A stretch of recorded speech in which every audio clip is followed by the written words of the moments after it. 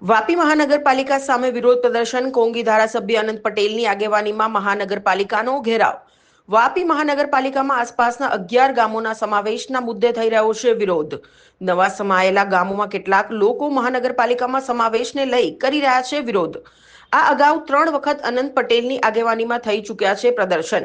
આજે ચોથી વખત વાપી મહાનગરપાલિકાના વિરોધમાં થશે પ્રદર્શન. અનંત પટેલ અને કોંગ્રેસી અગ્રણીઓ સાથે 11 ગામના કેટલાક લોકો પણ રહ્યા ઉપસ્થિત.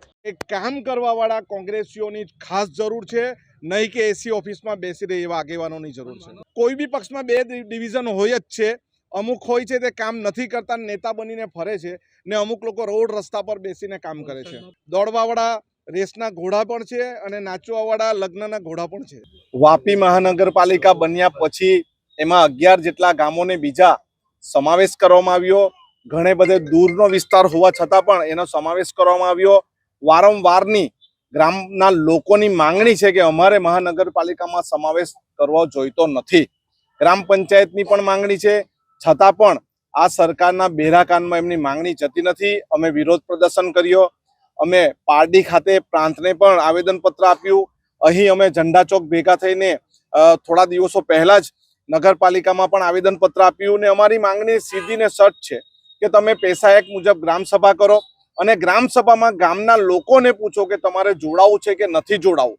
જો ગામના બધા લોકો બહુમતીએ જોડાવા માટે કહેશે તો કોઈને વાંધો નથી, પરંતુ જબરજસ્તી જે જોડવાની વાત કરે છે, ભારતના બંધારણમાં મળેલા હકો ને છીનવવાની વાત કરે છે, ત્યારે અમે આ ત્રીજી વખત પ્રદર્શન કરી રહ્યા છે. જ્યાં સુધી અમારા લોકોને સાંભળશે નહીં ત્યાં સુધી અમારું આંદોલન પણ ચાલુ રહેશે.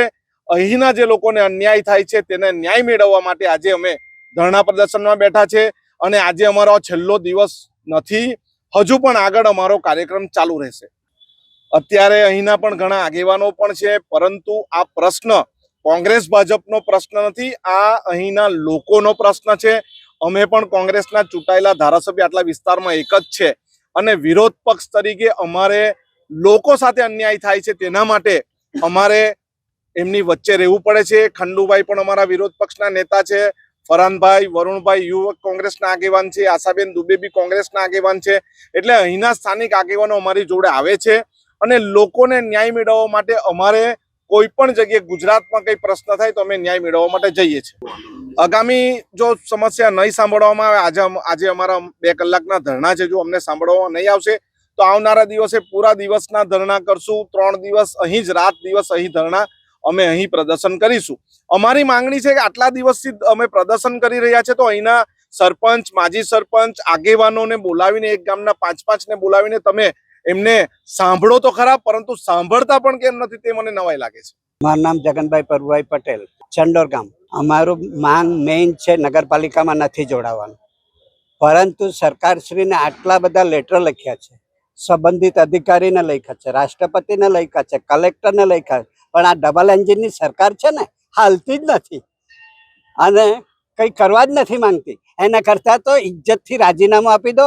લોકો ફાઇલ કાઢે એવા ફૂટપાથ પર લોકો રખડે છે, તો તેની એન્ટ્રી કરો ને આ લોકો રાજીનામું લે ને ઘેરે બેસીને બિના ટેન્શન પેન્શન ખાય. અમારું આ 4થું કે 5મું આયોજન છે, ચાલે છે. અમને ન્યાય મળવો જોઈએ. ગામમાં કોઈ ફેસિલિટી આપે, અમને પંચાયત સફિશિયન્ટ ફેસિલિટી આપે છે. તાલુકા પંચાયત બેઠી છે, જિલ્લા પંચાયત બેઠી છે, કલેક્ટર બેઠા છે, બધા જ બેઠા છે અમારે માટે. બધા જ આટલી બધી ફેસિલિટી આપે, અમારે મહાનગરપાલિકાની શું જરૂર? સાફ સફાઈ, શહેરનો કચરો અમારા ડમ્પિંગ સાઇટ પર નાખે છે અને એક જગ્યાએ ડમ્પિંગ સાઇટ પર 7-8 કિલોમીટર સરાઉન્ડિંગ એરિયામાં એની દુર્ગંધ ફેલાય છે. તેનું તો કોઈ દેખરેખ રાખતું જ નથી. અરે કોઈ લગ્ન નથી કરી શકતું, જાન નથી લાવી શકતા, ધાર્મિક પ્રસંગ નથી કરી શકતા, સામાજિક પ્રસંગ નથી, ઘરેલું પ્રસંગ પણ નથી કરી શકતા. એટલો કચરાની સમસ્યા છે. ભલે સફાઈ કરે પણ નાખે ક્યાં છે? જો તમે આ વિડીયો ફેસબુક પર જોઈ રહ્યા છો તો લાઈક અને ફોલો કરો, અને યુટ્યુબ પર જોઈ રહ્યા છો તો અમારી ચેનલને સબસ્ક્રાઇબ કરો. સત્તરે.com, આઝાદી સમાચારોની.